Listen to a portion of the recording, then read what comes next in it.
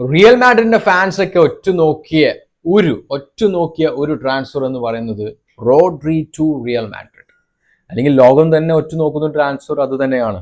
Rodri മാഡ്രിഡിലേക്ക് പോകാനുള്ള സാധ്യത ഉണ്ടോ?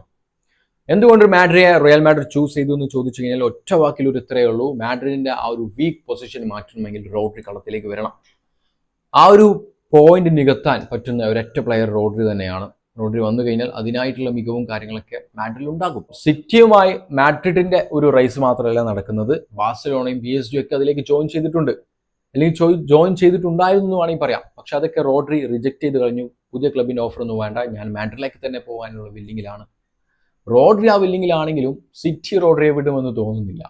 സിറ്റി പറയുന്നത് ക്ലബ്ബ് വിട്ടു പോകുകയാണെങ്കിൽ ചുരുങ്ങിയത് 75 മില്യൺ മുതൽ 100 മില്യൺ ആ ഒരു റേഞ്ചിലുള്ള എമൗണ്ട് കിട്ടണമെന്നാണ്.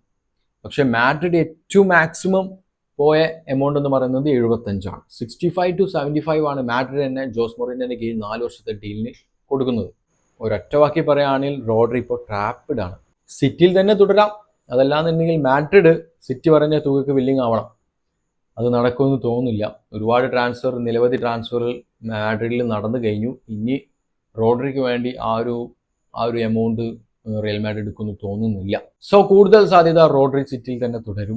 ഈ ഒരു ട്രാൻസ്ഫർ നടക്കാനുള്ള പോസിബിലിറ്റി ഒന്നും കാണുന്നില്ല.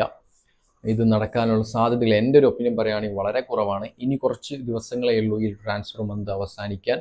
ഇതിനിടയിൽ റോഡ്രി റിയൽ മാഡ്രിഡിലേക്ക് പോകുമെന്ന് ചോദിച്ചു കഴിഞ്ഞാൽ it's no way, may be very very less chance ഞാൻ കൊടുക്കുന്നുള്ളൂ. എനിവേ, ഇതിനെക്കുറിച്ച് നിങ്ങളുടെ അഭിപ്രായങ്ങൾ എന്താണ്?